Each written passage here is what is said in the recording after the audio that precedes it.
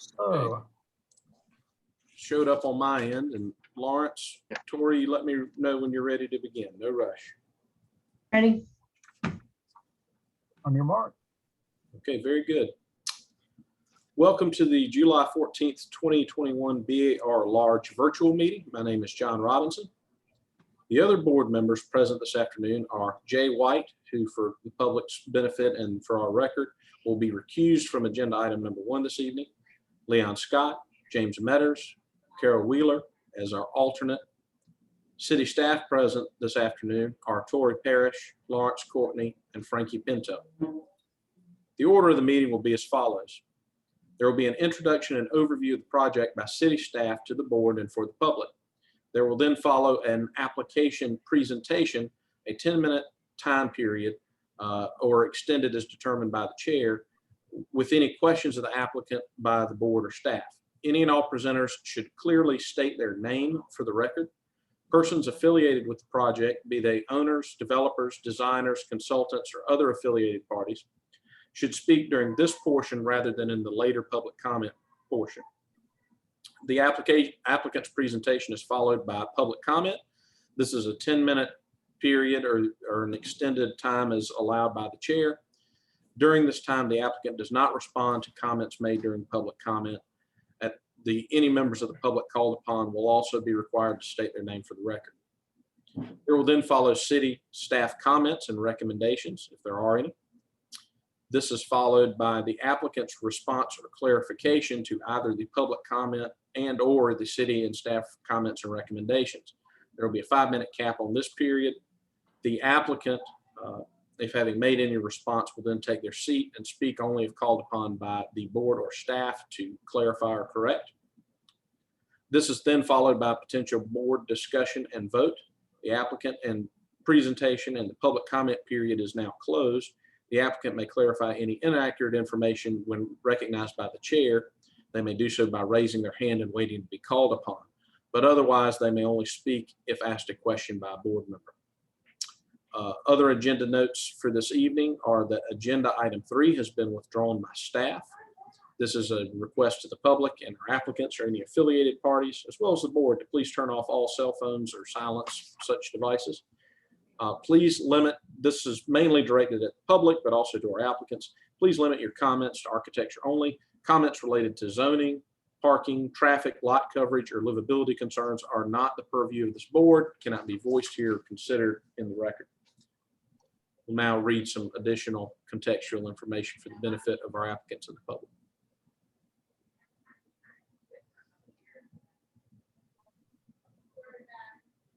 Lawrence, at this moment, or Tori, I am seeing Lawrence's screen, but I do not see the PowerPoint or slides for me to do the rest of the reading. Okay. Are you seeing the screen that has the word protocol? No. I cannot see the protocol. I think all of us, gathering from what Mr. Metter said a minute ago, are seeing your email inbox on your desktop. Okay. And we can take, we're in no rush. We can take a pause to get this technical issue sorted out. Okay, thank you.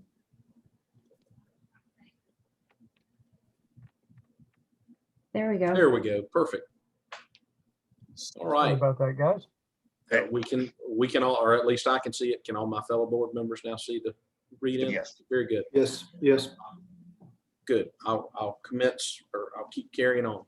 The protocol for this evening. Staff will control the PowerPoint presentation that includes everything submitted by the applicant by the deadline in accordance with the submittal requirements. Applicants simply need to ask the staff to advance to the next slide during their presentation. Applicants, staff, and board members are required to give their name whenever speaking. Video and microphone has been disabled for all attendees. Attendees, not board members or staff, will only be given the capabilities to speak when they're called on during the public comment period. The chat and Q&A functions associated with our virtual forum have been disabled for everyone. Regarding public comment, the applicants meaning all team members and the public have been required to register in advance, indicate the project they wish to comment on, and submit any documents in advance of the meeting. Just as in an in-person meeting, all applications heard today are part of a public meeting format. If you have registered and will speak during the public comment portion of the meeting, you will need to state your name and address for the record. Those members of the public that have registered will be called upon in order by project. Staff will call on the registered members of the public to speak for each project. If you have not registered prior to tonight to speak and be a member of the public, you will not be called upon. Further protocol for the board. Board members will be polled by the chairperson for comments and for their vote on a motion. Each member, when voting, should respond yay in favor or nay not in favor of the particular motion. The chair shall reread the motion verbatim, and the board member making the motion should correct the chair if he has not reread the motion accurately. If a board member needs to recuse, he or she will be temporarily removed from the meeting and placed back in the meeting at the start of the next agenda item. If the board needs to go into executive session, they will call into a separate conference line, and all video and audio on Zoom will temporarily be turned off until we are ready to return to the regular meeting. Results and staff comments will be posted on the city website, which is www.charleston-sc.gov/BAR. These proceedings are being recorded and broadcasted to the City of Charleston's YouTube channel. Mrs. Parrish, what do we have for agenda item number 1 this evening? Thank you, Mr. Robinson. Agenda item number 1 is 99 South Market Street. The request is for final approval of revisions to the courtyard with new awnings, ramp, walkways, planter, wall extensions, and renovated outdoor bar structure. The courtyard is not rated. It's in the French Quarter. Just a couple of weeks ago, you remember the demolition of the courtyard features that we approved, and this is in the whole old and historic district. And we've got a context aerial slide showing you it's on the south of the market. It's between, I don't think that's another Broken Egg Cafe now, but it's in that first block of the market there. And we have some existing site photos prior to the demolition.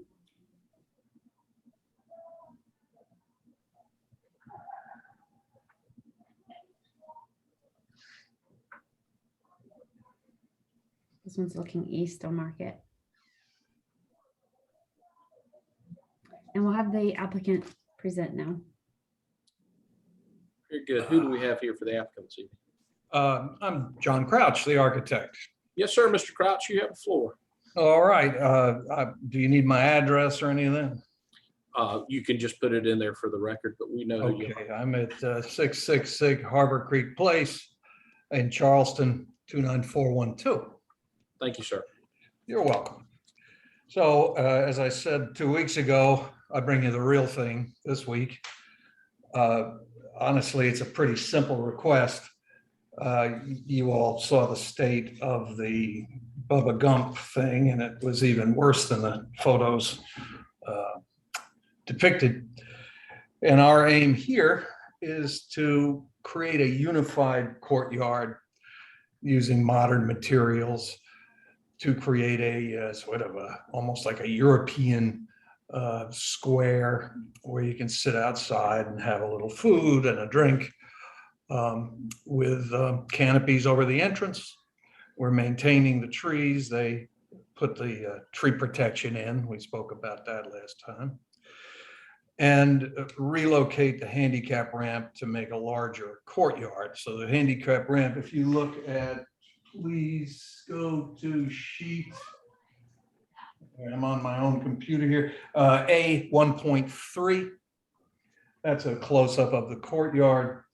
And you'll see that the ramp is on the completely adjacent to what's the Five and Dime, the retail space on Market Street, to create a bigger courtyard. And we've, as you allowed us now, demolished the site features that were there for the Bubba Gump, and actually some of them predated that and went back to the mill. So they were quite old and never made all that well to begin with.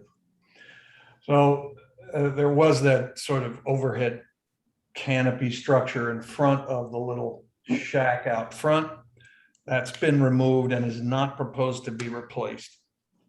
The what will be an outdoor bar has 3 sets of awnings, one over each of the openings on the right-hand side and the left-hand side. There was an existing screen wall that shielded the back left-hand service courtyard.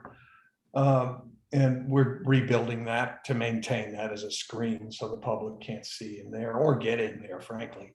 It's a mess back there, honestly. Pipes, wires, it's a perfect example of several layers of years and years of development that have occurred in this little place. And you know how layers they get all messy. There is an existing masonry screen wall that screens the right-hand service courtyard where the exit stair from the 2nd and 3rd floor terminate. There's also access to the back of another broken egg and the retail spaces along Market Street on the Citizens Bank plat. Maintaining the trees, let's see, lighting, paving. The paving is a Versailles or French pattern limestone with black sand between it. It's a polymeric sand. The idea of the polymeric is it lets water go through it, and we'll have a drainage plane below that, so it won't get clogged up. We're extending, there's a little wall out front to divide it from the sidewalk, and we're extending that to the right and to the left to the extent of our paving, if you'll see it. And then we're putting sweetgrass on top of it. And lighting's by moonlighting in the trees, which will filter through down to the tables in the courtyard. There are some building mounted elements, and if you go to the page 2,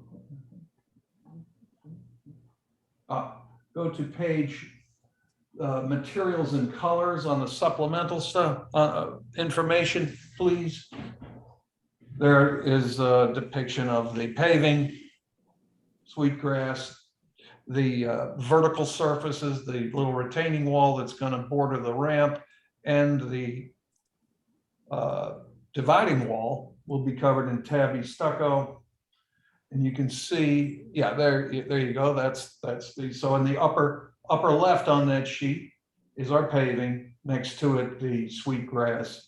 That'll be a nice stripe of green and color depending on the season. And then to the right of that is a depiction of the canopy.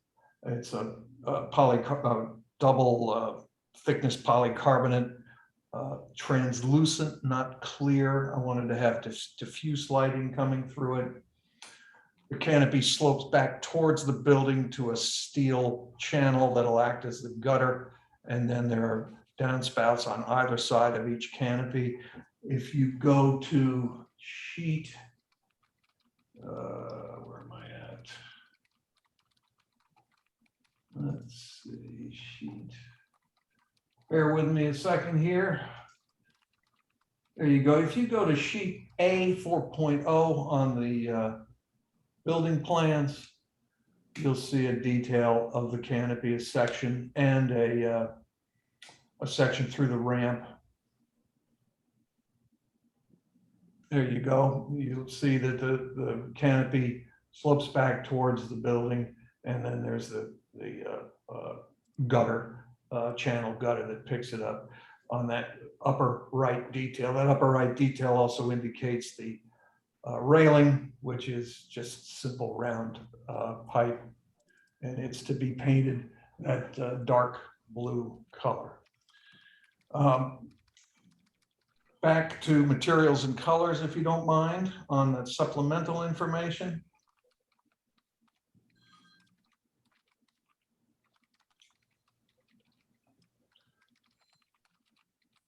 There you go, thank you.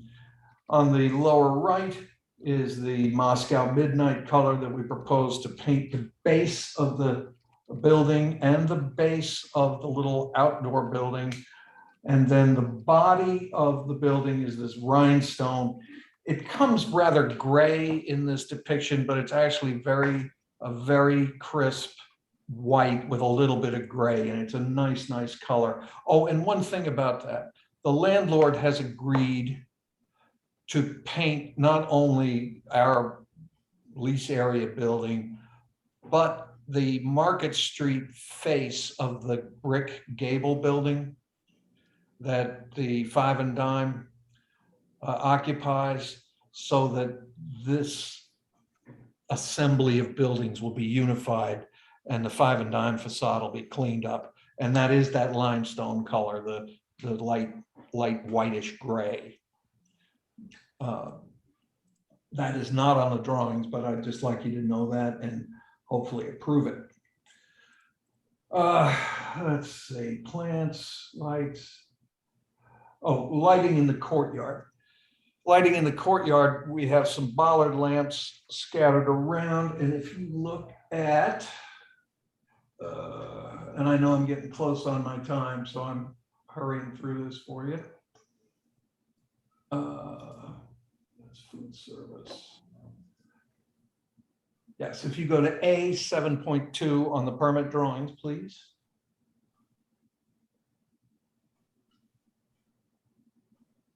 You'll see along the ramp, there is 1, 2, 3, 4, 5, 6 of these post lamps. That's the E10 post light in the middle on the supplemental stuff.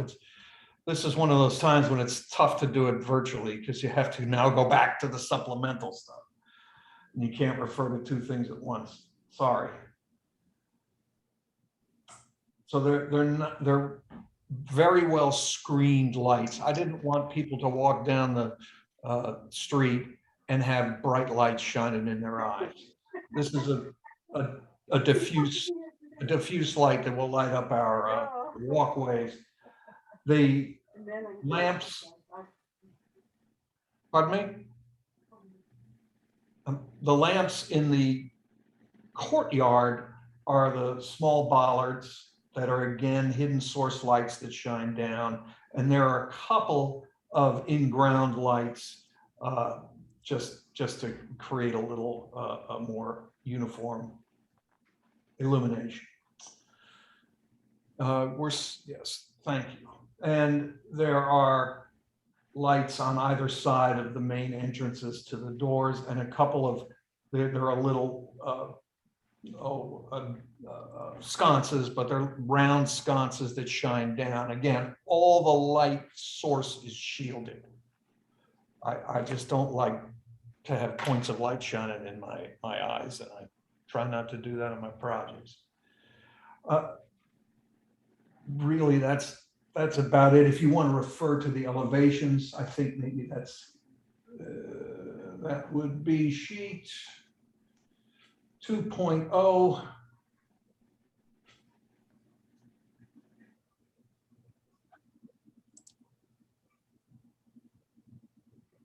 And you can see that main elevation of the entry. You see its canopy over the new doors, and those doors are the same kind of doors that go into the retail space on the side. They're wood, full view glass doors. Nothing controversial there, and they unify this courtyard. Again, getting away from the sort of standard bronze aluminum doors that are there now. So if you look at this, the base of the thing from the ground to that first hip in the brick is the dark blue color. And then the remainder of it is the limestone, the white. And then if you go to A2.1, you'll see the other view of the courtyard. And that is all the limestone color, and we're going to carry that around on the front of the gable building. not up to Broken Egg, but it'll stop at the Broken Egg building. Or Mistral, if you remember Mistral. I love that place. So really, if you have questions or clarifications, I'd be happy to make them. And I'm open to discussion. Thank you, Mr. Crouch. You're welcome. Do we have any public comment on this agenda item? We do not. All right, then we'll move on to city staff comments or recommendations. Okay, some staff observations. Number 1, related work received after the fact approval for demolition at the June 23rd BARL meeting. Number 2, previously shown artificial turf has now been replaced with appropriate specialty pavers and other surfaces. And 3, details on the new planter atop the extended wall at the sidewalk and lighting have been provided to a cursory degree. Staff requests additional clarity on the proposed lighting.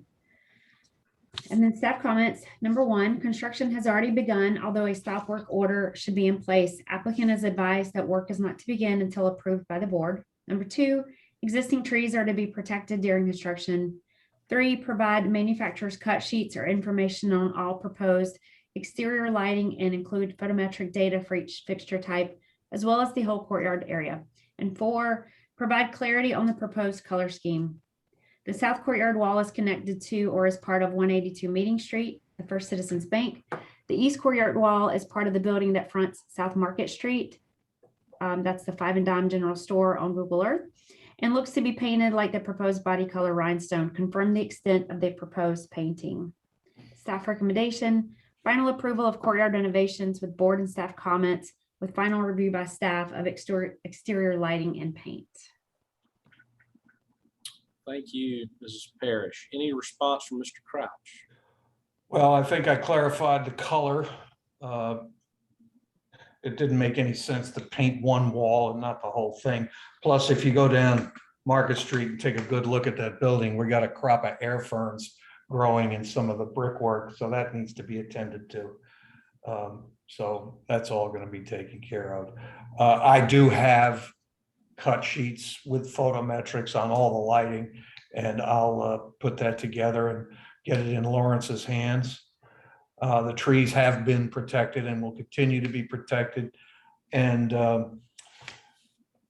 let's see, the color, I'd be happy to work with staff to clarify the colors, but it's pretty simple. It's not, I'm not making it complicated. I guess that's it. Thank you. Thank you.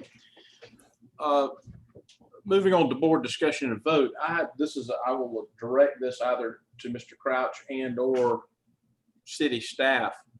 Is work continuing to be done on the site that has not been approved presently? I know this was the problem last time we had a meeting on this project, but is work continuing to be done on this site that has not been approved by the BAR? No. The interior has a permit, and we're in the midst of upfitting the interior, but all work on the outside has stopped. If there's any work being done on the outside, it's people cutting tile or trim for the interior. So it might appear that there's work going on the exterior, but it's just using the courtyard as a sort of a lay down space. Got it. Okay. Thank you for that clarification. Further board discussion. What do my fellow board members have to say about this project? Mr. Chairman. Yes, sir. A question for what is included in this application. It was mentioned that the painting of the 5 and Dime, I guess that would be the north elevation. Is that included in this application? I didn't think that it was, and I want to be clear if something is happening on that elevation. I don't know that it's included with this application. No, to be clear, no, it wasn't. After the application had been made, I made the suggestion, can we call it? I brought the landlord down there and pointed out the shape of the building facade on South Market, and they agreed that they would paint that gable end portion on South Market to match our color scheme. And no, it wasn't included, but if that could be, typically when I've gone to repaint things and it's a simple request, that can be a staff approval. So if there's a way to work it to have that occur, that would be fine. I just wanted you to know that we're trying to unify that building and clean the whole thing up. Mr. Chairman, I don't know how to deal with that. So some guidance there. I didn't go by and look at that side of the building, so I don't have an opinion on that. Okay.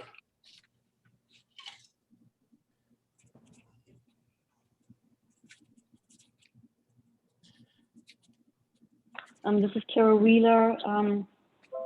I don't have any other comments in addition to staff comments, but I'm in agreement. I just have a comment regarding the presentation of the work.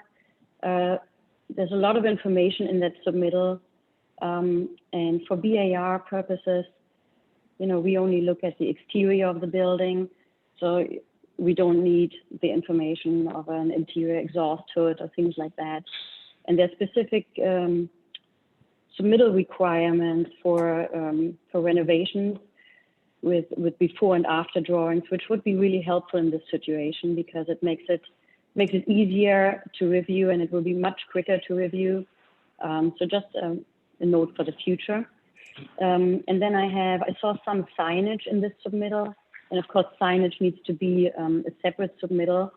And there's a BAR policy statement along Market Street that illuminated signage is not allowed. So if there's a new signage package coming in front of the board or staff, that should be considered. Okay. And I'll direct any specific response to that to city staff, perhaps Tori, regarding the signage issue. And thanks, Kiro. The applicant has confirmed that they will be doing a completely separate signage package. If he wants to confirm that. Yeah. But you're right. That is the case. Sounds good. That's the case, and I agree. I'm not attempting to have internally illuminated signs. This There's isn't even the policies. I know this is not about signage, but I saw the detail of the nicely developed canopy, and even exterior illumination is per BAR policy statement not allowed, as far as I know. So I can't illuminate these little markers over my over the bar, for instance. I think that can be discussed at a later point with staff, but just as a note for the Okay. future, there's a policy statement on the website that clearly outlines that. Right. We would like to discuss not just the, the verbiage of the signage and the size, but also any proposed illumination for the signage would be part of that signage package. So that needs to just be considered when you submit that signage package. Be happy to do it. Thank you. Further board comment? Do you mind if I interject something? Not at all, Ms. Parrish. Okay. This is sort of back to Mr. Matter's comment. In formulating staff comments, it did become clear to us that what we were looking at sort of grew because of the paint and, my trying to understand. And I did, what was explained tonight was more than what we had in our hands yesterday, was trying to understand the extent of the paint and the extent of how far it went, because all those buildings are connected. And so I kind of am wondering if the paint, we do have the recommendation that the paint be worked with staff, if we want to go back over that and discuss that, or leave it at staff level or review it separately. That's all I have. Thank you, Tori. And just for all our board votes count equally, I'm fine with that being a staff level decision, but I defer to my older, wiser, and more experienced colleagues on opinions on that specific issue. Mr. Chairman, on this, not that I am older, but not wiser for sure. So, Tori, I want you to know that from my position, I agree with the chairman, but I also want you to know, if you feel like you don't get the information that you need, I am for you kicking this down the road, so to speak, because I think that some of this information is not as clear as it needs to be on these plans and in this presentation in terms of colors and anything else that you might know about that we don't know about. So I don't want you to get stuck with something that you're not comfortable with, but if you're comfortable with it, then I am. Ditto, same here. Well, I would suggest, Lawrence and I don't want to overburden the board or bring too many things to you, but in the case of a paint application that is on a prominent building on a prominent street, and if we're not 100% clear about where the extent of the paint goes and how it looks with the, adjacent building materials and that sort of thing, I would suggest that maybe we propose a paint sample mock-up and maybe just some sort of temporary delineation about where it is, with some blue painter's tape or caution tape, and maybe we could all swing by and have a look. But again, we don't want to overburden you guys, because we do have the authority to, per your guidance, to look at paint reviews on a staff level. So it's completely up to you guys, and I'm 100% comfortable with more eyes on it or not. If I may, we're perfectly happy to do sample panels. In fact, we were planning on doing that anyway, just to verify these color choices. So that's perfectly fine for if that is an avenue that we can all be comfortable in.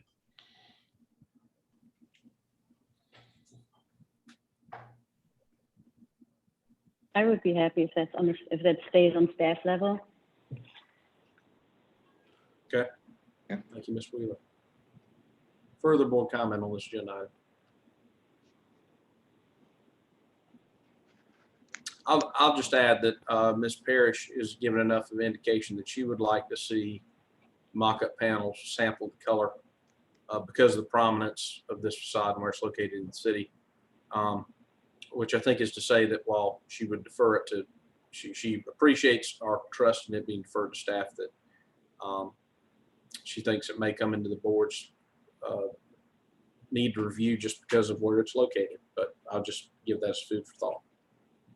Any further board comments? And if not, I'll be glad to entertain a motion.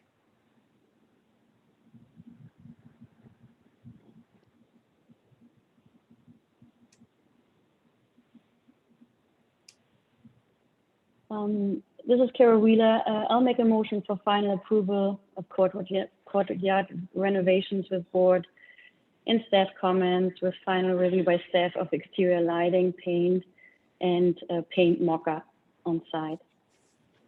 Ms. Wheeler, your motion, as I understand it, is a motion for final approval of courtyard renovations with board and staff comments, with final review by staff of exterior lighting and paint, and a paint mock-up. Is that correct? A paint sample? Correct. Okay. You have heard the motion, and Ms. Wheeler has confirmed that I've restated it correctly. Is there a second to this motion? This is Leon. I'll second it. There's been a second by Mr. Scott. I will therefore proceed to call the roll. Mr. Metters, how do you vote on this motion? Yay in favor. That doesn't work. Ms. Wheeler, Yay in favor. Mr. Scott, Yay in favor. and myself, yay in favor. And so therefore the motion carries. Thank you very much. Thank you to Mr. Crouch. We will work with you on the paint. I'll be happy to. And the lighting. Thank you very much. Okay. Mrs. Parrish, when you're ready, agenda item number 2. All righty, we need to get Mr. White back in the meeting. And thank you, Ms. Wheeler. There we go. All right, agenda item number 2 is 284 Meeting Street. The request is final approval for new construction of a commercial and residential building. The project is in the Ansonboro neighborhood in the Old and Historic District.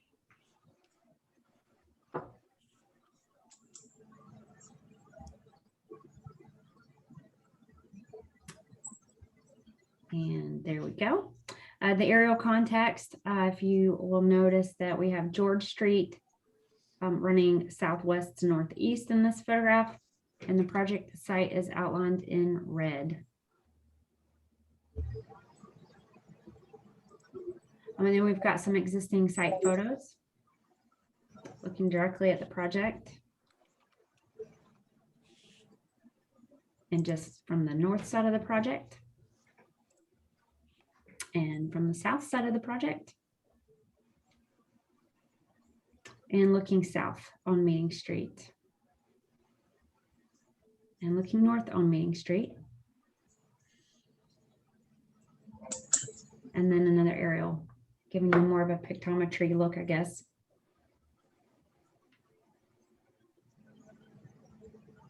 I'm going to run through the previous staff comments from the June 26, 2019 meeting because we will be referencing these. Number one, drawing sheets should be numbered and a drawing list provided on all submittals. Also, notes of materials and other information should be called out on the proposed elevations. Number two, a masonry wall on the south property line is now proposed versus the previous proposal for a wood fence.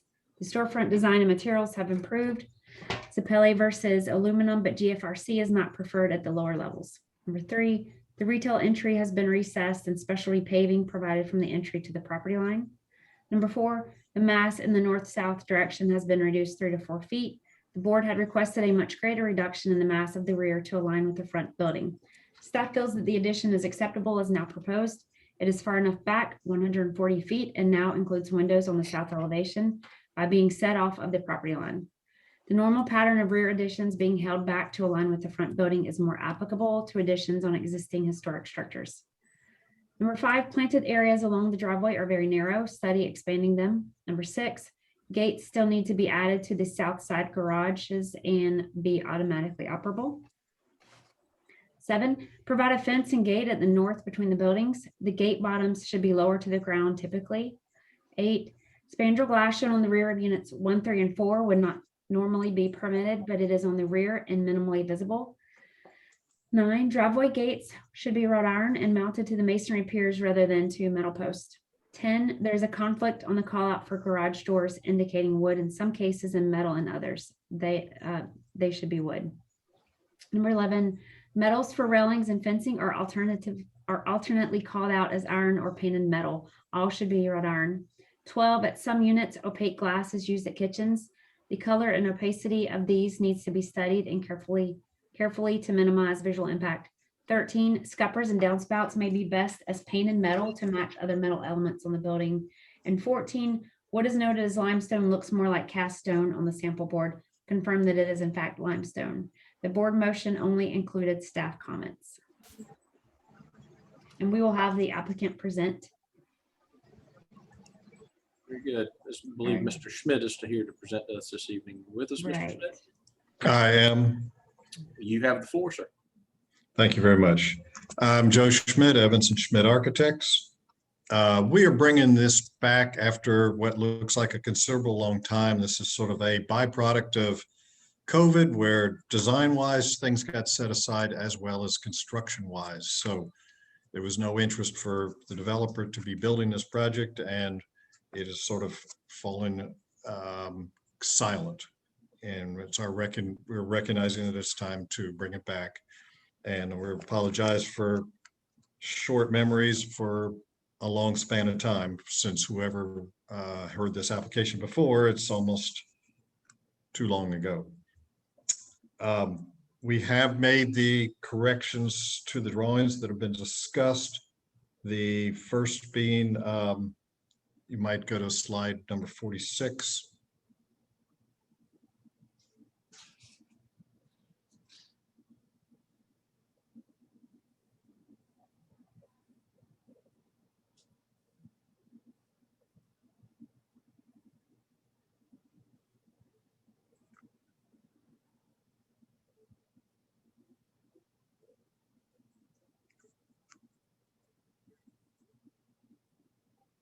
I apologize. I just thought you plug the numbers in, but I guess not. That's okay.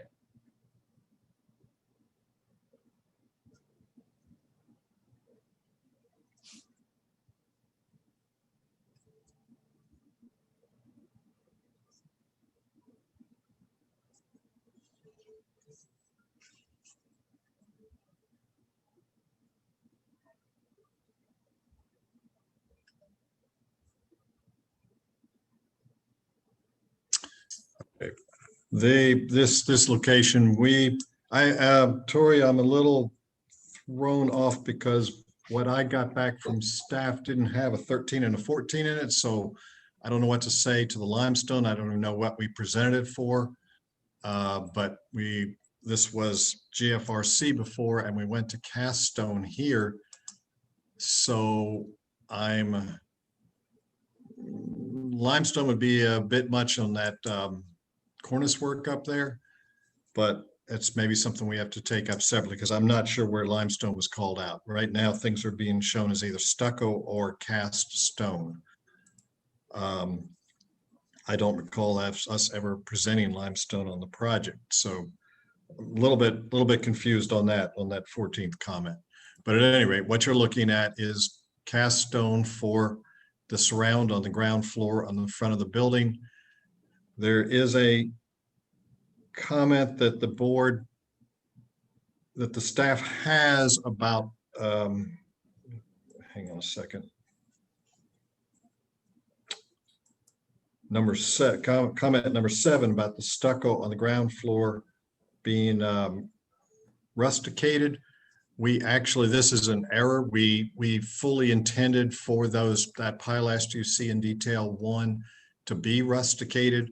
Our definition of rusticated would be a reglet or a beveled reglet, and instead it's just a stacked stone look.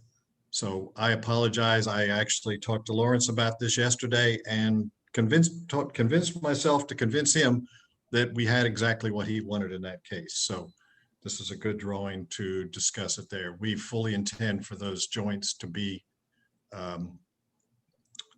regleted or beveled, depending on how staff wants to deal with it, or the board wants to deal with it at this point. The next item that came up to be discussed was number 5. It's slide 27. And while he's getting there, I can explain what it is. There was concern that the planting bed was not wide enough, and you'll have to believe me that every developer owner would rather have more planting bed and less hardscape pavers. The reason it is the way it is due to the fire department insisting on the width of the driveway being what we're showing. What we have been able to do, and as you see, what we did is we sort of narrowed the driveway down and created a sidewalk so they can drive on that too. All that we were able to give to this is that little planting bed where the hand is right now. Used to be 6 inches, and we were able to push it up to 14. But what's happening is if we're not careful, we're getting into the situation where we're pushing everything over lopsided. We just can't, they want the width that we're showing them, and we can't do anything less than that. So we believe 14 inches will obviously allow things to be grown in it. The next item that came up was number 18, which we talked about a little bit. I'm sorry, number 7, which is slide 18. Shows best what we're trying to say. So what you see on the storefront will be beveled or regulated. That's our desire, correct there. What is shown on the south side of the building, no, don't come back to the south. That's the south side.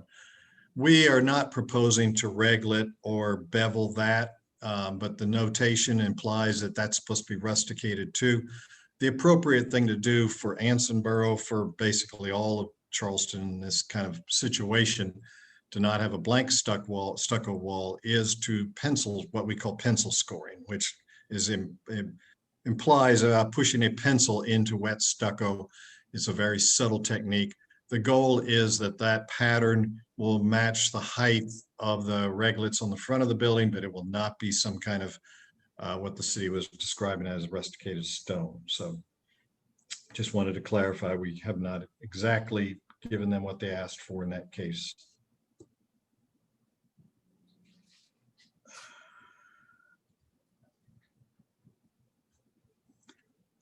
Number 8, item number 8 is about replicating the garden wall on the north side as being inappropriate. If you would go to slide 11, would show it best.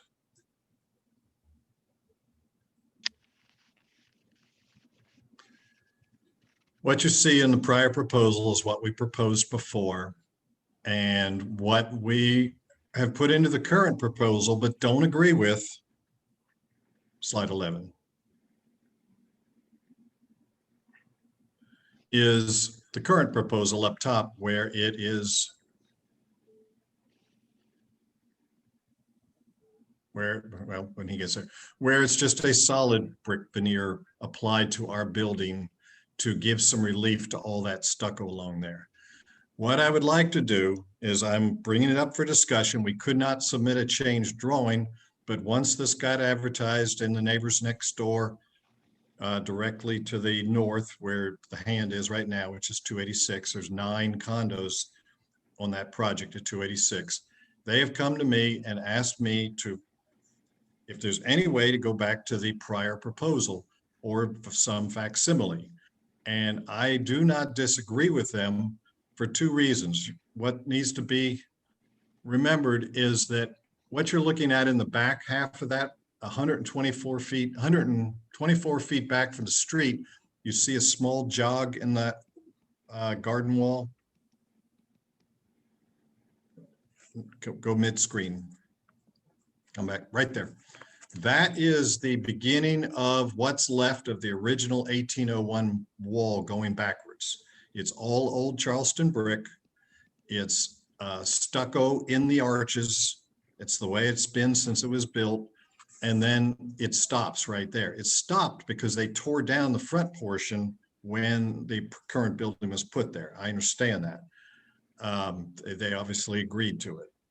What we are proposing was just to put 4 inches of brick on the face of our wall from that point forward, not old brick, but new brick. So it's not going to match in color, texture, size, but it's brick because it's a better relief for them that they've asked for, which is something we worked with them on in the previous application, which went by the wayside based on staff's comments and our corrections into the current proposal. If we did that, what we would be applying 4 inches of brick to our wall, and where we're not applying the brick, you would get the stucco arch look because it's a stucco faced building. I know everybody in Charleston is much smarter than our tourists, but I can't imagine anybody being confused that we are historically confusing them with this being an 1801 arched wall when it's what we end up with.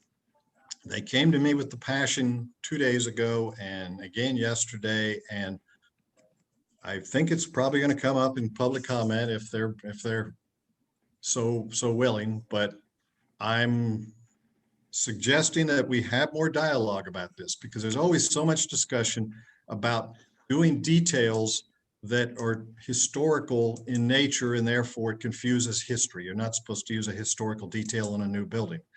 Well, an arch is far beyond anything Charleston historical. It's just it's a pleasant device of transitioning a length of space that is excessive.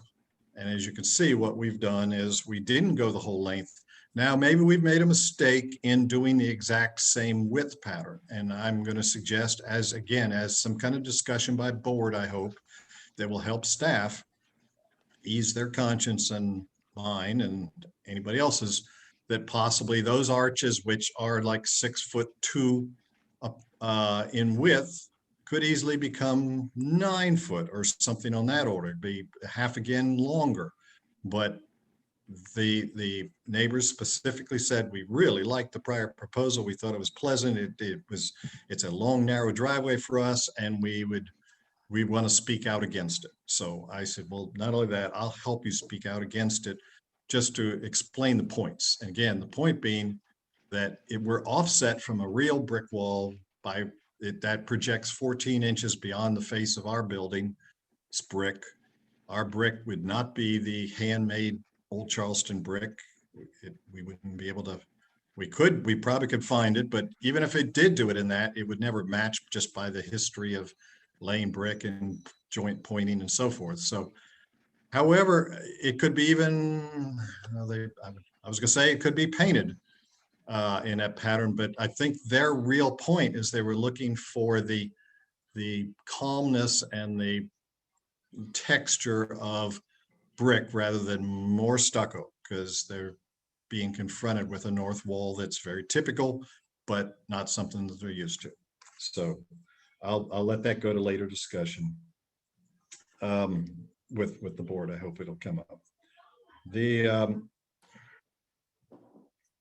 I think we've followed everything else that's been asked of us. We did do cast window heads to match the sills on the front of the building. This would be on elevation slide 37 and 38.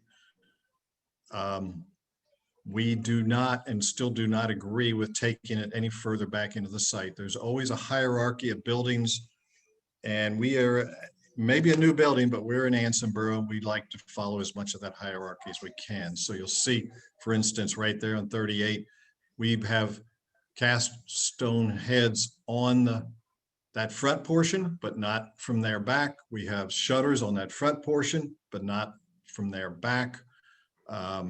We believe this is the better way to express this building. We are not trying to copy, but we are trying to complement, as we've said all along, 286 meeting, which is a very fine, properly proportioned Adams-esque building from 1801. I think it's best, since I'm hoping there is discussion on that one item about the north wall, that I will close and open it up to see where we can go with it. Thank you. Thank you, Mr. Schmidt. I know there's a lot of ground to cover, and you did. Mrs. Parrish, do we have any public comment on this matter? I believe we have one written if the commenter is not actually present.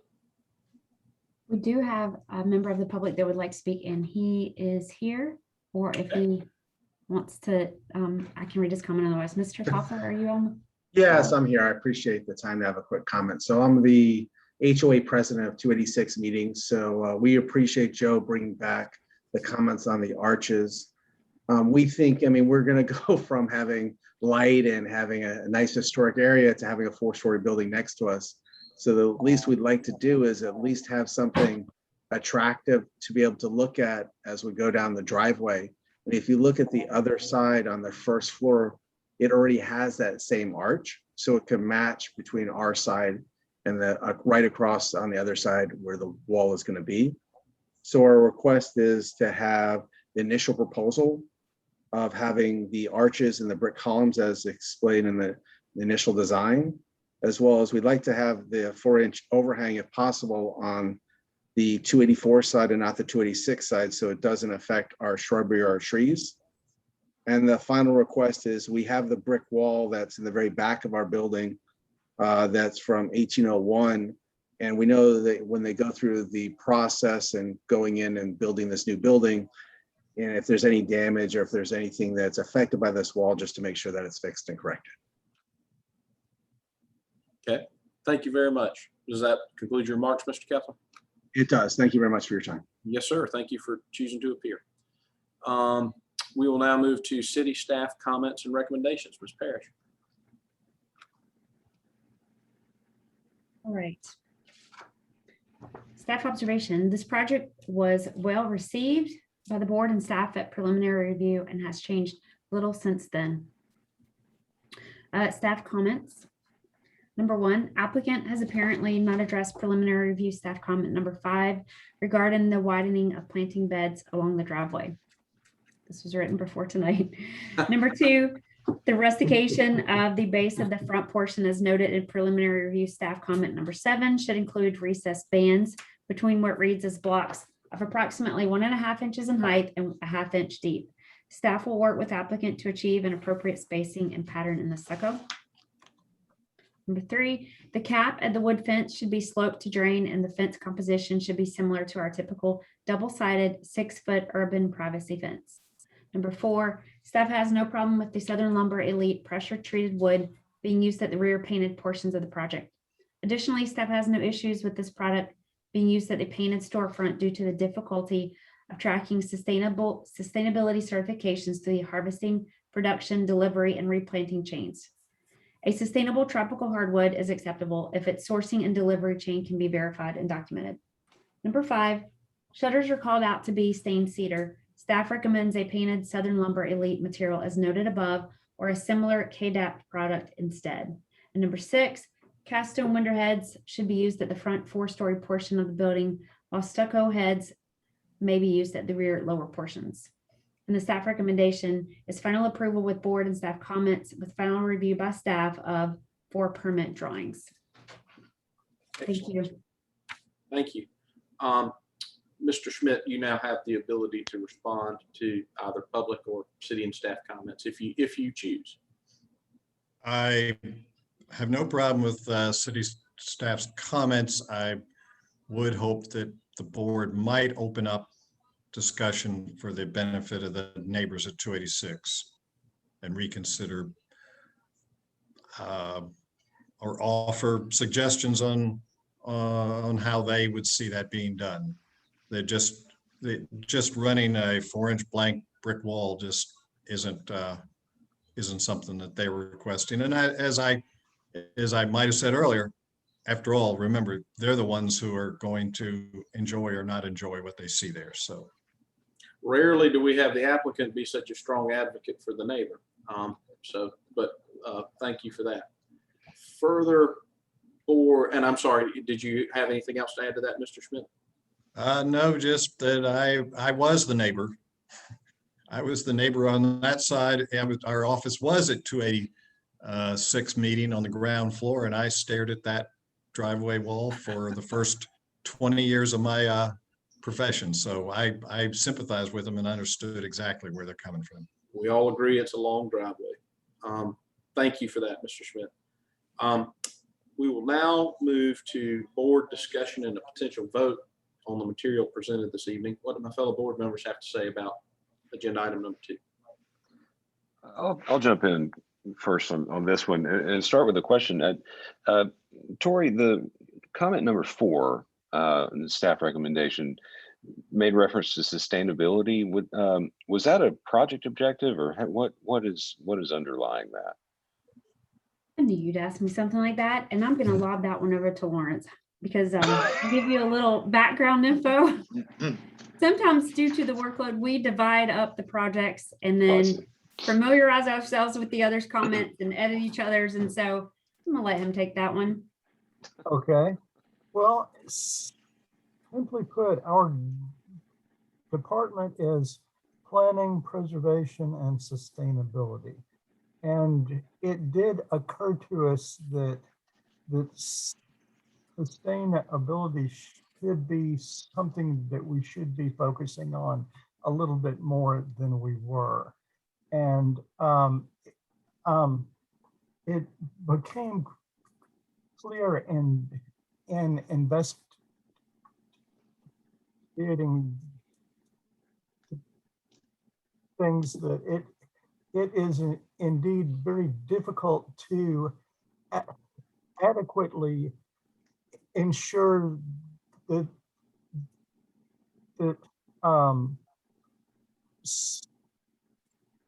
things labeled as sustainable tropical hardwood are in fact sustainable,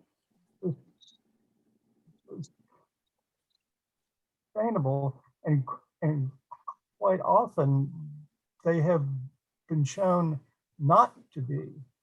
So it's sort of a shift of ours back to something that's perhaps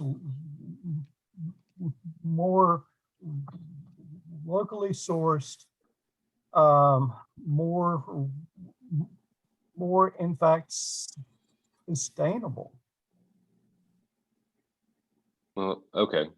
Well, I think that probably points to a much larger discussion that would involve, our jurisdiction, and then also, what the client is actually asking to do. They may not have any concern whatsoever about the sustainability or making sure that they get truly FSC certified lumber on the job site. So I don't know. I think I've always been a little bit nervous about elite treated, and we've actually pushed other applicants to not use it on prominent projects. And then my only other comments is I agree with staff comments and recommendation otherwise. And I'm perfectly fine going back to the previous iteration of the site fall, especially if it's at direct request of the most affected parties, then I'm perfectly fine letting them go back to that. But that's all I have. Okay, thank you, Mr. White. Further board comments on this agenda item? Mr. Chairman, this is Yes. James. Yes, sir. Could, Lawrence, we go back to the current versus previous, showing the west elevation? And I guess there was one when I was reviewing it earlier called the north and west elevation.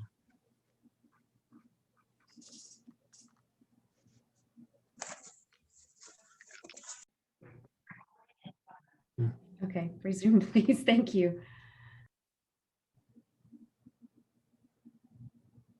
Okay.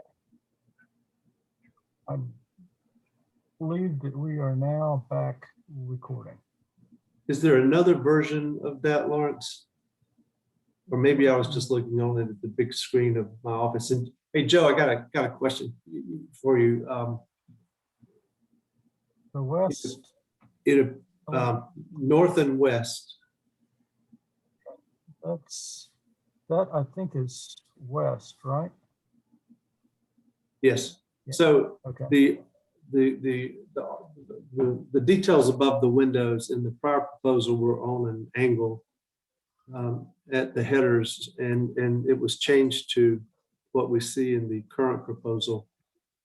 And it's difficult to see on this drawing. There's another drawing where you can see the expansion joints, and I'm gonna call it expansion joints. First question is, I'm guessing that's what that is. And one of the reasons that you changed was so that an expansion joint would align, you know, here it cuts through this arch, and on the other one, it kind of aligns with it. So these are expansion joints? Control joints, excuse me. We will need control joints there. And what we do, and we do it very successfully on our projects, is we have them caulk. We do the metal control joint, the W-shaped form. We caulk it, and they put sand into the caulk joint, and then when it's all painted, it is about as invisible as it can get. For your question about why we went from a angled to a straight, you wouldn't do once we're going to a cast stone head versus a stucco head, the concept needs to change for the fact that it needs to have bearing, proper looking bearing for a stone head. It's not really a stone head. So we elected to go to the square type on that. There is actually we did shift the stucco line over because of that, and that helped also because it aligns the sill with the head. So if at some point it does show up, and there always is that risk because the stucco, the caulking that you're using, that if the paint blisters at all, you could get a slight shine for wherever the sand didn't stick, but it goes away quite well. So those were the subtle construction reasons for doing what we did. Oh, and there's an I don't know what the drawing type is called, Joe, but there's another one that kind of shows these two elevations. Well, actually, all the elevations, and you know, some of my comments are you show it accurately, and I appreciate it, but you know, the control joints begin to almost define the appearance of the building, and you won't see them as you're describing as much if that's a successful application. As you actually see them in these drawings, maybe not on this drawing, but you know, when you look at that, the control joints on the back side of that building are really, you know, defining that side of the building. I don't know what you do about it other than the method that you just described. But I just wanted my fellow board members to be conscious of those things that you're going to see. And if I can throw something in, because we're talking about the technical aspects of it, this is something that we're always up against because, the control joints are required by building code on stucco every 100 or 120 square feet. I can't remember what it is exactly. And that's a mandate. And if this may well be a CMU wall with the stucco on it. There is no reason to put it on there except the building official, who I used to argue with, who's no longer there, said, but the code doesn't give you that exception. So this is a battle that people who are not using them on masonry buildings are actually in defiance of the International Building Code. So since we lost that battle with him, we said we're going to perfect the technique to make it disappear as much as possible. And you're right, it's a lot of wall, but that scoring has to do with the largest scoring you see on there exactly meets the largest ability for this non-control joint stucco per the International Building Code. Again, no, Joe, I'm not debating that with you. I want you to know, I hear what you're saying. I just wanted to have this conversation about the type of construction which leads to, with disregard, I am disregarding the building code right now. You have to have these control joints in there. I mean, you have to. And I agree with Joe also, if this is a concrete block wall, we would not put those. And you may in fact be in opposition to the code. But I just want to make sure everyone understands you're standing on Lee Space Street and you look down this, and as good a job as this sanded caulk mix is put in these joints, that you see it. And that's what defines the ages of buildings for me. I like the changes to the doors, Joe, and the corners coming down. I thought those were good. The west side's tough. I know there was some conversation about painting of metal for maybe some scuppers and downspouts, and I guess that's a baked on or a kind of our finish and not literally painted. The comment that Jay made, especially on the storefront, there are appropriate uses for the elite traded. There are some appropriate uses on that storefront. I don't think is one. I still think that ought to be a Sapili, and I'm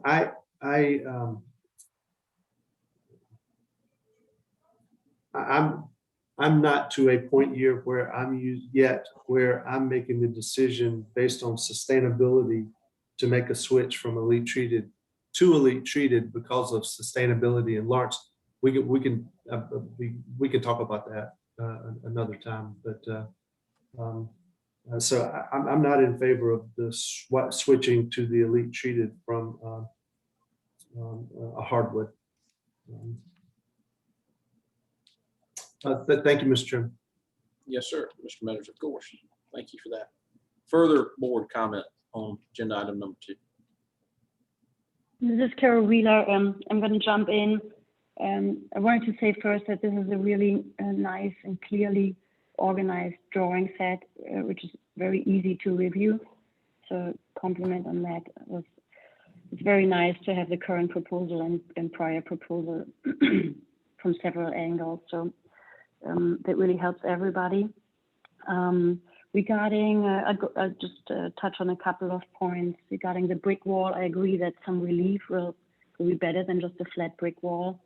And changing I think that what was being proposed previously, the proportions look good, and going wider or changing the shape could help, but wouldn't probably look as good. So I would be fine with adding these reliefs to the new wall, and there would still be a change to the historic wall because you use a different brick. Regarding I actually had a question regarding the control joint. It appears that the construction will be is that a precast facade, and then you're adding stucco to it in some areas. We're looking at they're repricing this now. They're looking at 3 different possibilities. The 2 most prominent ones are that it will be the insulated concrete form method that we used on 31 Smith Street, which was just recently completed at Smith and Buffane, which incidentally had the same treatments for control joints, and the board might want to take a look at that and see if it's success or not. And that is a formed stucco panel with concrete poured into it, formed styrofoam panel with concrete poured into it, then stucco applied, or it'll be CMU going up. It will not be a wood frame system for this project. Because I was wondering if you have the precast, if it will become precast. Usually the joints are wider, but if you go over it with stucco, I suppose you can achieve the goal that you had for your stucco control joints. And then regarding the, I also agree that if city staff pushes for a sustainable product, this needs to be a policy statement change, and needs to be, needs to or requires a discussion with the whole board. So I don't think we should agree to that. And I think the cedar that's called out, I think Western red cedar has been used successfully around town, stained. So I would be fine with that. And then I just had a question whether this project will require a mock-up panel, or whether that was determined that it's not necessary. A question to staff, probably. Yep, we'll redirect that to staff on the necessity of a mock-up panel for any or all of this project. And I will direct that to Lawrence. And I will redirect that to Tori. Oh, Lawrence, you know I haven't been around long enough to. If you want the board to make that decision, we could obviously make that too. I think that this is a call for the board. If the board wants to see a mock-up here, then that's what we usually do. Mm-hmm. I would Mr. be Chairman, this interested to seems see to the have enough I would be interested to see the stained wood. I'm not quite sure what color that is, and a couple of more, a little bit more input on the materials, whether it's with a material board or whether it's with a mock-up. Stucco typically is, it's not an unusual material, so that I don't think it necessarily needs a mock-up, but some kind of material board would be good. But I'd be curious to see what other board members have to say.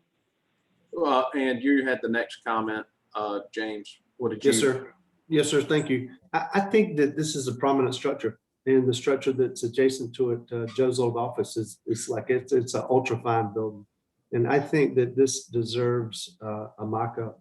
And staff could work with Joe to determine which features they believe are critical for that markup. But included in that would be an example of the control joint.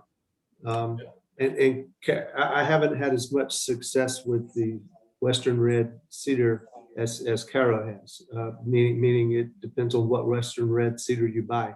So getting examples of the wood products in there and how they're integrating with the adjacent materials, I think it's important. And I do recognize it places an additional burden on the applicant, but at the same time, for the same reasons that Joe raised about how this project had been stale and then coming back, I think that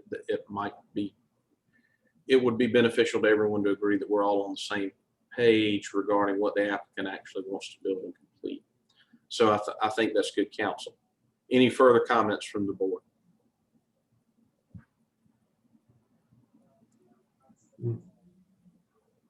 I have a motion sort of sketched out if y'all are ready for that. Sure, Mr. White, what do you have?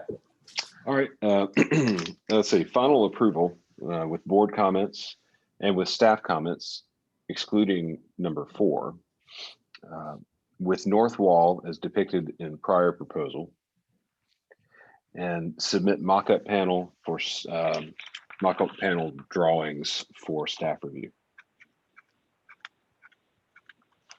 Mr. White, would you mind, I was taking it down as quickly as I could. Would you mind reading that one more time for me? Yeah, sure. Final approval with board comments and with staff comments, accepting number 4. Yep. With north wall as depicted in prior proposal, and submit mock-up panel drawings for staff review. And Mr. Chairman, when you're ready, I would second that, but I have a question for Jay.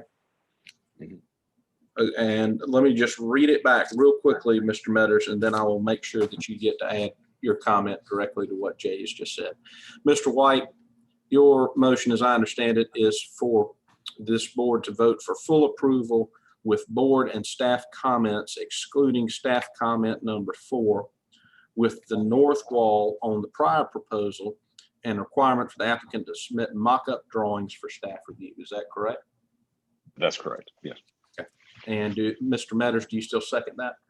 I do second that. I wanted to ask Jay if he consider in his motion that I just want to ask staff to give particular attention to the shutters and make sure that as they're looking at stained cedar or similar KDAPT product listed, that the great attention gets given to that for the shutters.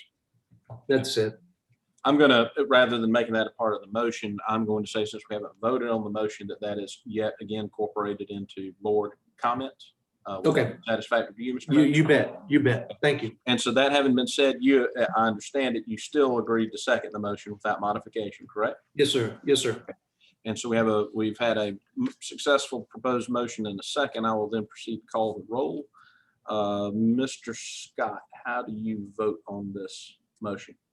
Yay in favor. Mr. Metters, Yay in favor. Ms. Wheeler, Yay in favor. Mr. White, Yay in favor. and myself, yay in favor. Passes unanimously. Very good.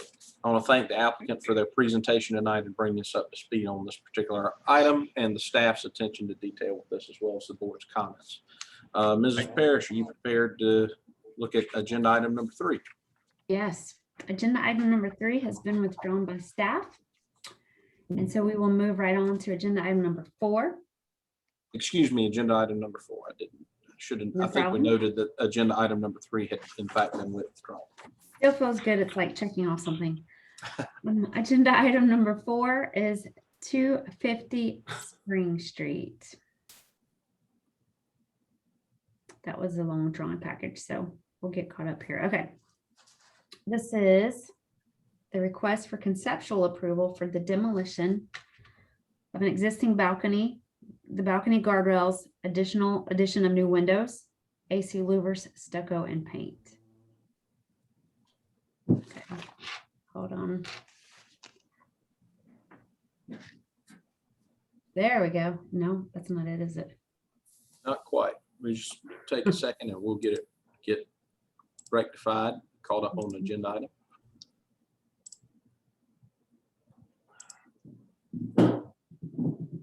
There we go. All right. Okay, so the building is not rated. It was constructed in 1977. It's in the West Side neighborhood, but it is also in the Old City District. We're going to show you some context photos. This is the aerial photo, Riddlebank Parks on the left side of the screen. And then 250 Spring is right there where the little red flag is. This is also the Holiday Inn Express on Spring Street, obviously. This is a site photo taken from Spring Street with the hotel and then the front lower level amenities and stuff. This is another photo slightly to the west and one slightly from the east. And this is looking west on Spring Street and looking east on Spring Street. All right, the applicant, Mr. Rob Ponder, is here, and he will present the application. Very good. The applicant has the floor.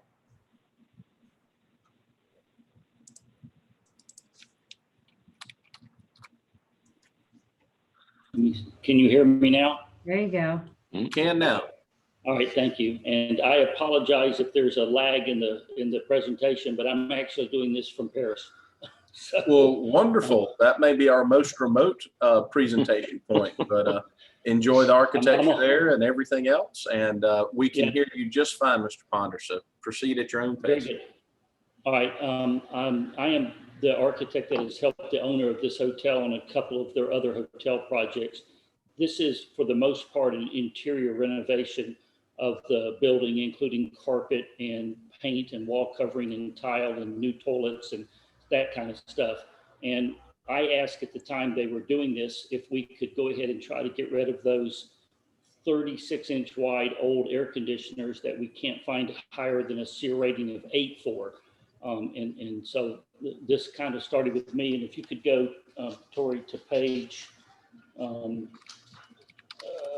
15, I think it is.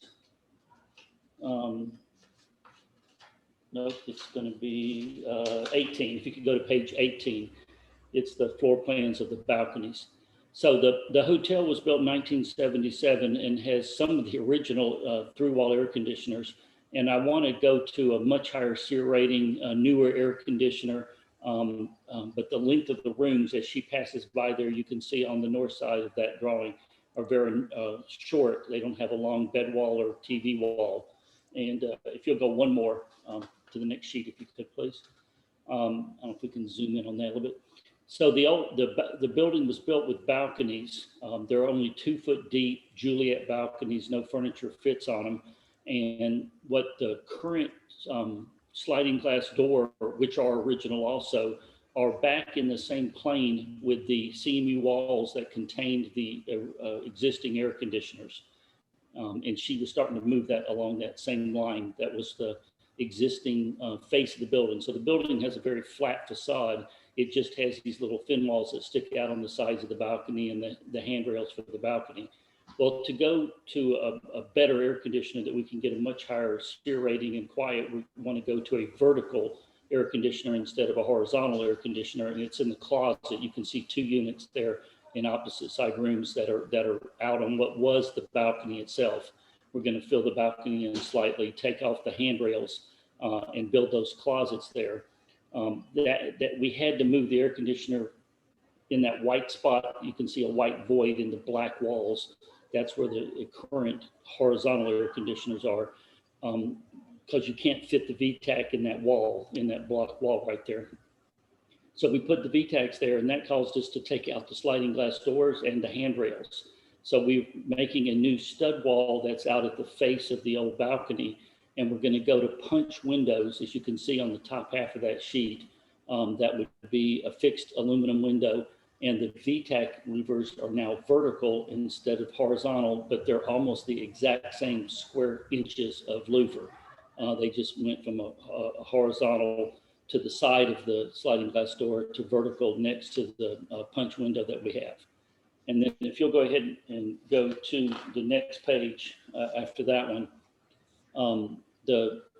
now what will happen is where the punch windows are shown, they're 4 foot 4 inches wide, 6 foot 4 inches tall.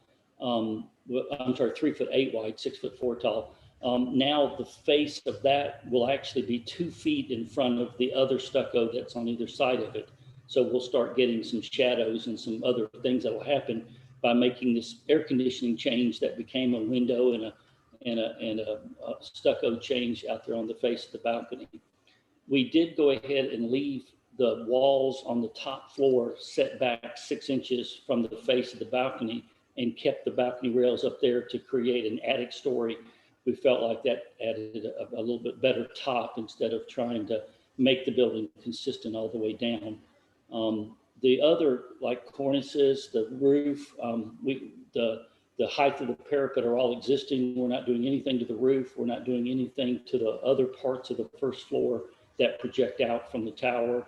We're focused mainly on filling in these balconies. The one exception to that is and I know signage is only a placeholder. We'll submit separately for that. But the existing roof, when it was a Howard Johnson, that part that stuck up goes about 5 feet to the left and to the right of where it does now. And it doesn't line up with anything on the facade below it. It just kind of sticks up at random places. So we're clipping the corners of that off to line that up with the 2 sets of balconies that are below that. And then the last thing that, as we were looking at it, now we're going to have some very old stucco, some new stucco. we're going to have some different materials. So we are proposing to paint the entire building, including the other stucco, filling cracks before we do that. And we want to use the same color blocking and some of the exact same colors that the West Rock group has used all around beside us. And I'm sorry, there's some background noise here. But, so we have submitted colors. If we can go ahead and I think go to the last page. Oh, go ahead, next elevation. That was the north elevation, and then this is the facing the water, facing the street. This is facing Spring Street.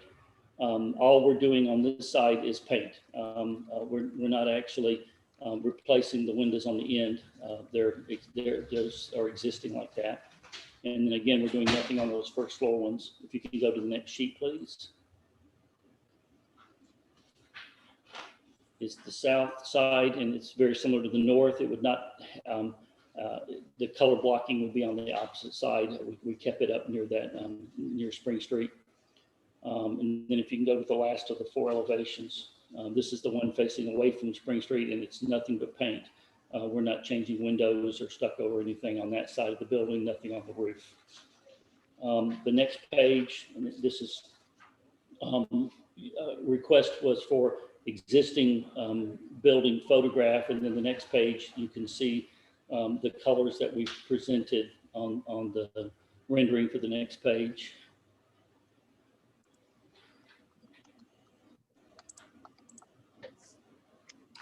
Nope, we skipped one page there. There it is. So we just colored on top of those elevations to be able to show that we tried to, and this got washed out a little bit, but we've picked up a lot of the colors that West Rock already has and that are already in that neighborhood. And we used some color blocking, which they used a lot of across their facade. So we felt like that would be more acceptable within that development that has grown up around this building. Next page is the one from our side of the street, the photograph. And then the next one's a rendering of it also. And we are leaving all the trees. There's no intent to cut any trees down or block, do anything. So those will remain, which from the street conceals far more than of the building than I realized till we started drawing this view.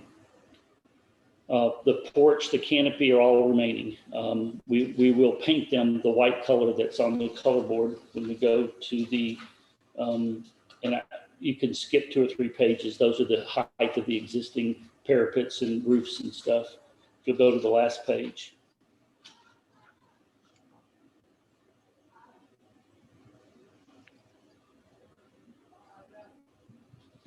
All that's existing. We're not increasing the height or changing anything. And we've submitted originals of this, but we've given Sherman-Williams colors for the white is trying to get fairly bright white to match the existing storefront.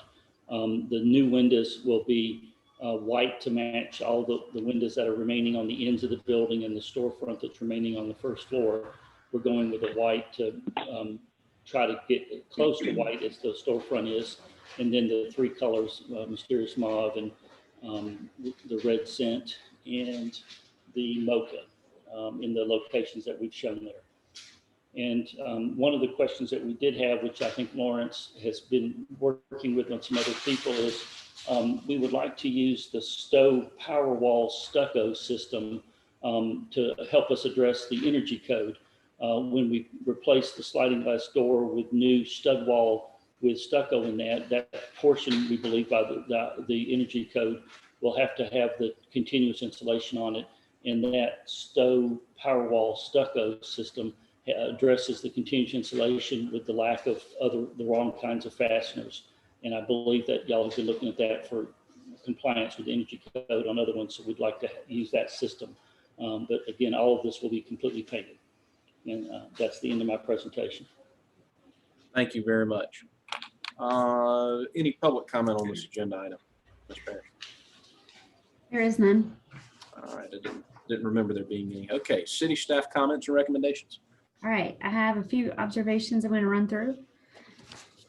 Number 1, in conjunction with planned interior renovations, the owner is planning to replace the low efficiency PTAC units with higher efficiency VTAC systems and to replace the 44-year-old sliding glass doors with energy efficient impact rated windows. The proposed work should allow the building to operate more efficiently. Number 2, the proposal also includes a new color blocking paint scheme. 3, the submittal package includes some items which are found to be confusing or lacking explanation. The project description describes the windows to be 3 foot 8 inches wide by 6 foot 4 inches tall and references the overall elevations. The windows on the provided elevations are of a nice vertical proportion with an interesting grid pattern. However, the horizontal mutton seems to be at eye level. For purposes of review, the 4 foot 4 inch wide by 5 foot tall window on sheet scheme A, that was the detailed sheet, is considered to be an old proposal and is being ignored for this review. Number 4, additionally, while the project description indicates all exterior work to be confined to the balconies, the color renderings for the proposed exterior color blocking indicate the removal of trim elements and the addition of trim elements, most notably around the penthouse level where the exterior looks to be simplified, and at the south facade where the red stripe runs up and down the building and there is a physical manifestation of it above the parapet on the southwest corner. Number 5, while there is some conflicting information, staff believes that the project is simple and the overall direction of the proposal can be understood and therefore are comfortable making a recommendation other than deferral for a lack of clarity. And then staff comments. Number 1, overall, the height, scale, and mass are unchanged, and enclosing the balconies will create more positive variation in the building plane. That's supposed to say plane, sorry, than currently exist. Number 2, while the color blocking proposal for the exterior facades will freshen up the building, adjustments must occur and proposed changes must be clarified. Better articulate the exact locations for the new colors and what, if any, trim elements will be altered. Number 3, additionally, regarding the proposed color palette, adjust the colors to be more in harmony with each other. Staff is prepared to help with selections for harmonizing the hues and shades while understanding the existing context of newer buildings. Number 4, paint the exterior vents or grills for the new VTAC units to match the adjacent exterior wall color. Number 5, provide clarity in the follow-up submittal for all elements, including the proposed window placement and including the proposed window size and placement and color blocking details. Provide color renderings that depict the proposed pre-finished white metal windows. This may need to occur within an enlarged elevation detail. And number 6, recess the windows as much as practically possible. The staff recommendation is conceptual approval with board and staff comments. Thank you. Thank you, Mrs. Parrish. If Mr. Bonner, the applicant may have a brief response if they choose to exercise.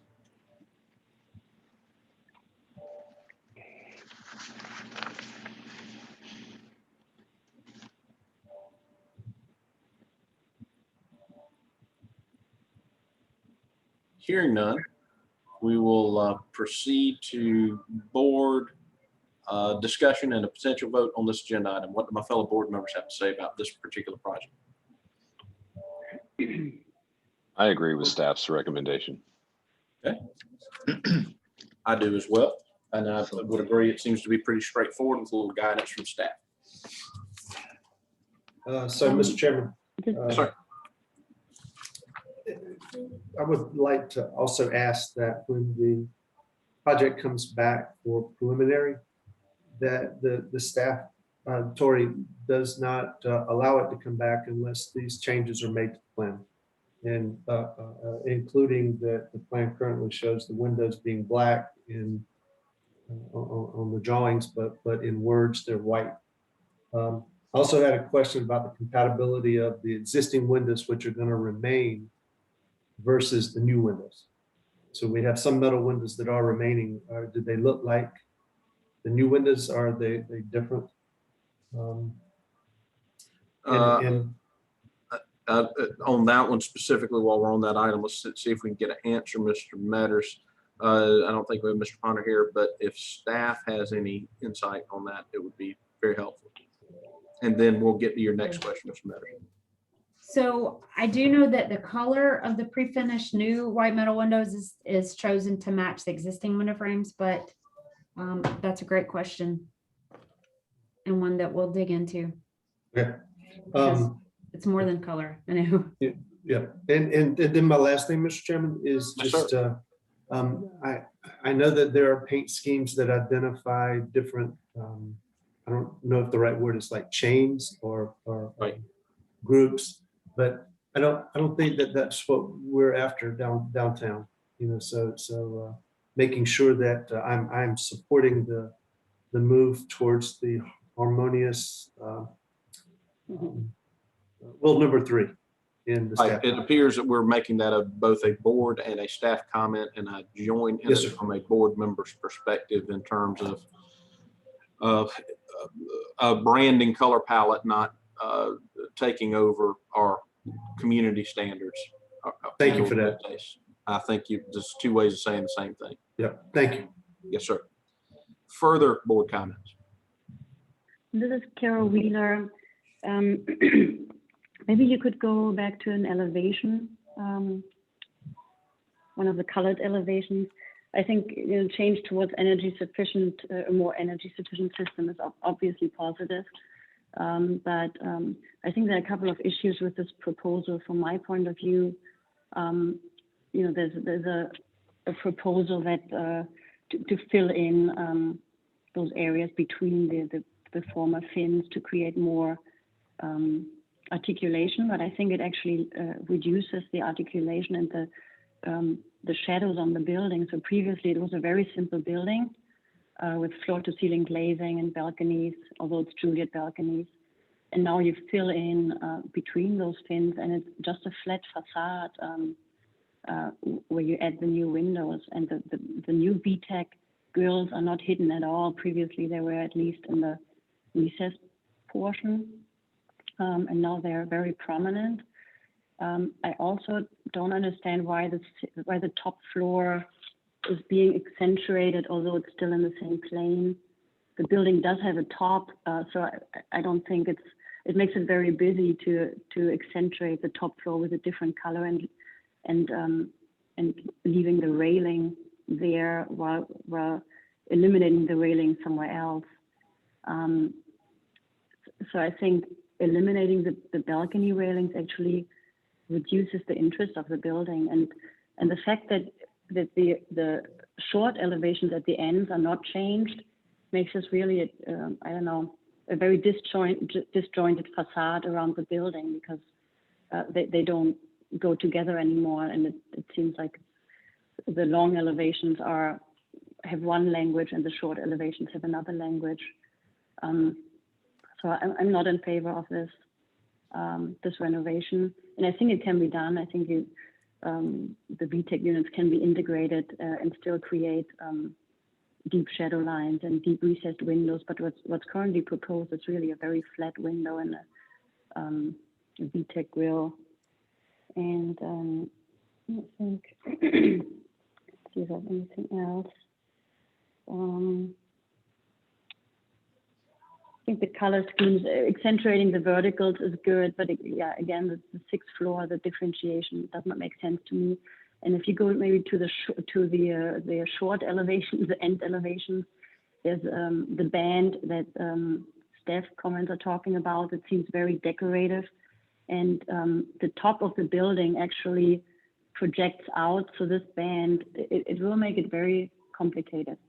So you're basically changing a very simple building to and make it more complicated and decorative.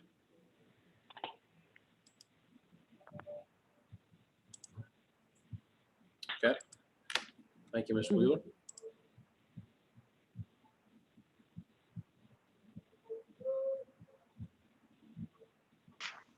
Yeah, sometimes it's hard to know exactly what to do with buildings such as this one, because it's not terribly old, but it by no measure does it contribute to the architectural character of Charleston. And I think a lot of staff's comments are geared at simplifying the scope of the project, especially when it comes to this color blocking scheme. And I'm sure that can be resolved, but I don't know that these changes really make this building any worse, really. And that's damning with faint praise. I realize I'm not. No, it's really not. My phrase on addressing that, Mr. White, was going to be that one has limited options here. You got to work with what you got. You know, and Mr. Ponder is not working with one of the best buildings in Charleston. So I don't know that, I don't know. My interest in this project and the scrutiny I place upon it is very limited for me, as for me. And I think staff comments have largely captured that. Further board comments or a possible vote? A motion, rather.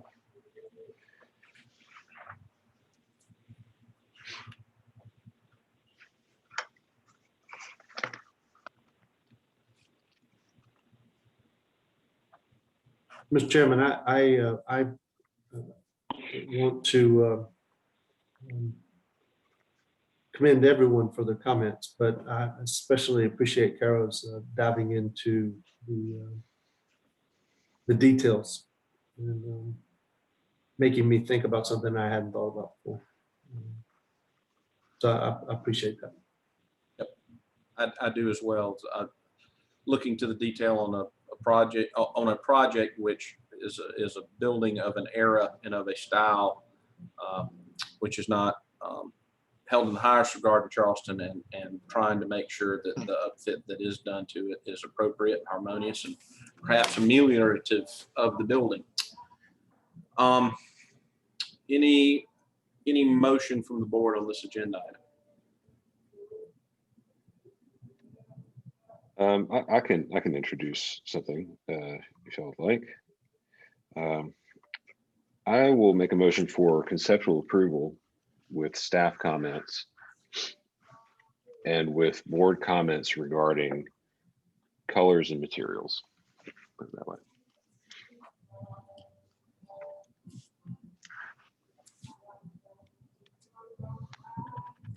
Okay. I'm just making sure I have this. Mr. White, your motion, as I have written it, is a motion for conceptual approval with staff comments and with board comments pertaining to colors and materials. That's correct. Right. Is there a second for that motion? This is Leon Scott. I'll second it. Scott has seconded the motion. I'll therefore proceed to call the roll. Mr. Matters, how do you vote on this motion? Nay, not in favor. Nay. Okay. Ms. Wheeler, Nay, not in favor. Mr. White, Yay in favor. Mr. Scott, Yay in favor. and myself, yay in favor. So that means that it passes by a margin of 3-2. Thank you to the applicant and to the board for their very thoughtful comments on this particular project. I believe that completes our agenda for this evening. Do we have anything for anything further on the agenda or anything for the good of the board? Mr. Chairman, I have one Sir. thing. Okay. I want to say thank you to everybody. This is meaningful to me, and I appreciate being a part of it. Oh, absolutely. I think Absolutely. this board requires a lot of work, but is also very rewarding. And it's made more rewarding by the fact that we have such dedicated staff who care about the city on many levels and manifest it through their hard work. And we all press through and get it done together. All Thank right. you all for all the time, Thank you. all the time and attention that you give it. I'm so appreciative. I know we all are. I'm sorry, Tori. What did you say? Were you saying something? I wasn't listening. Time and You attention. didn't need to hear it. It wasn't about you. Yeah, no, Thank- I know that. All right, y'all have a good evening. Thank you to you all. Thank We'll see you. you in 2 weeks. Yes, good night. Thanks, everybody. See you Thank next you. time. Bye. Bye-bye. Bye.